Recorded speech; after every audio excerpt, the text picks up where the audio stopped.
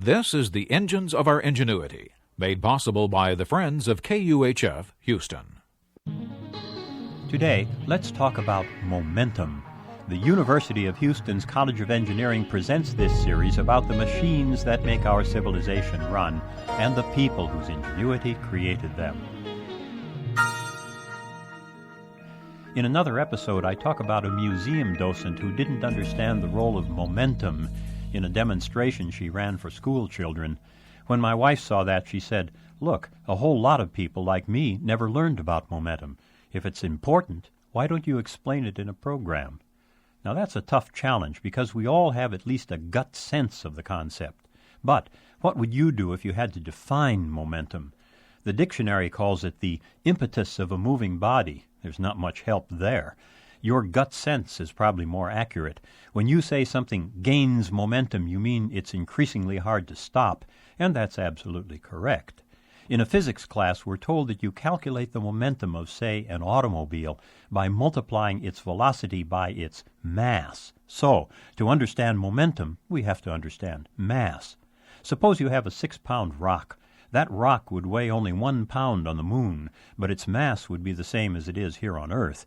Years ago, when I first studied physics, I came home terribly frustrated, trying to understand mass and momentum. I complained to my father that I couldn't see how mass differed from weight. So he picked up a paperweight and tossed it to me. "What happens when you catch it?" he asked. "It pushes my hand back," I said. "Okay," he went on. "How much would that weigh on the moon?" "Only a sixth as much," I answered, wondering where he was headed. "All right, then. What would you feel if I tossed it to you on the moon?" And just like that, the scales fell from my eyes. Of course, matter has a property independent of its weight. Catching a paperweight would feel just the same on the moon as it would in my living room. A 6-pound weight is just the reaction of a certain mass to Earth's gravity. That object would have different weights on Jupiter or Mars, but it'd still have the same mass, even in outer space where it weighs nothing at all.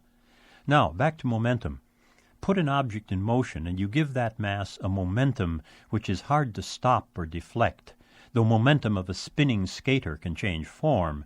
With her arms outstretched, she spins slowly, but the outstretched tips of her fingers are really moving quite fast.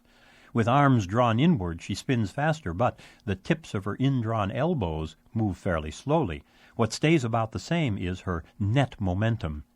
Years ago, a construction worker told of a friend working on the side of a building.